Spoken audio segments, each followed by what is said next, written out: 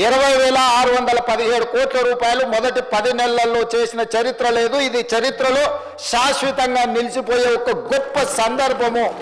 25,35,000 మంది రైతులకు 20,617 కోట్ల రూపాయల రుణమాఫీ చేసి రైతులను రుణ విముక్తులను చేసి ఆత్మ గౌరవంతో తలెత్తుకొని బ్రతికే విధంగా ఈరోజు రైతులకు స్వేచ్ఛనిచ్చిన ప్రభుత్వం మాది అధ్యక్ష.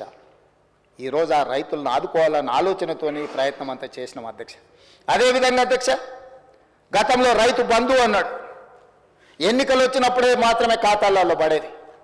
కానీ ఈసారి 2023 ఎన్నికల సందర్భంగా ఆనాటి ప్రభుత్వం ఔటర్ రింగ్ రోడ్డును అమ్మేసి, కోకపేట్ల భూములను అమ్మేసి, ఉన్నాయని ఊడ్చుకొని తీసుకొని పోయి రైతులకు రైతు బంధు పథకాన్ని అమలు చేయకుండా ఎన్నికల కోడ్ను అడ్డం పెట్టుకొని తప్పించుకుంటే మా ప్రభుత్వం వచ్చిన మొదటి 3 నెలల్లోనే తమరికి తెలుసు అధ్యక్ష, 7,625 కోట్ల రూపాయలు రైతు భరోసా పథకం కింద ఆ ప్రభుత్వం ఎగవేసిన రైతు భరోసా పథకాన్ని మన ప్రభుత్వం ఈరోజు అమలు చేసి మొదటి 3 నెలల్లోనే వాళ్ళ ఖాతాలు వేసింది అధ్యక్ష. అదే కాదు, ఆనాటి ప్రభుత్వం రైతు బంధు కింద సంవత్సరానికి 10,000 ఇస్తే 10,000 సరిపోదు, దీన్ని 12,000కు పెంచాలి అని రైతు భరోసా పథకాన్ని సంవత్సరానికి 12,000 చొప్పున పథకాన్ని ప్రారంభించి ఈరోజు వాళ్ళ ఖాతాలో నగదు పడతా ఉన్నది అధ్యక్ష. మార్చి 31 లోపల మొత్తంగా వాళ్ళ ఖాతాలు వేయాలనుకున్నాం అధ్యక్ష. ఇదే కాదు అధ్యక్ష, గ్రామాలలో మీకు తెలుసు, దళితులు, గిరిజనులు, ఆదివాసీలు, బలహీన వర్గాలకు సంబంధించిన వాళ్ళకి అందరికీ భూములు లేవు.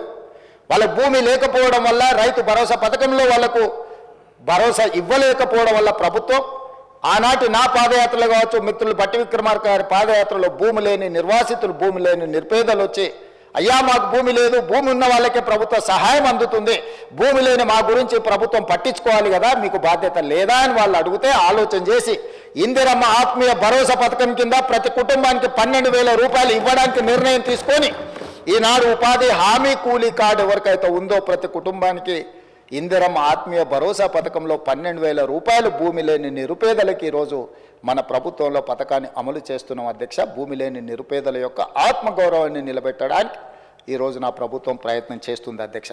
అదేవిధంగా అధ్యక్ష, ఒకనాడు మీకు తెలుసు, ఆనాటి ప్రభుత్వం కేంద్ర ప్రభుత్వంతో కిల్లి కజ్జాలు పెట్టుకొని ఫుడ్ కార్పొరేషన్ ఆఫ్ ఇండియా సేకరించే వడ్లను సేకరించకపోవడం, ఇవ్వాల్సిన బియ్యం ఇవ్వకపోవడం, మిల్లర్లతో కుమ్ముక్కై ఆనాడు సివిల్ సప్లైస్ మినిస్టర్ నుంచి ముఖ్యమంత్రి వరకు మిల్లర్ల ఒత్తిడికి లొంగి మిల్లర్లతో కుమ్ముక్కై ఆనాడు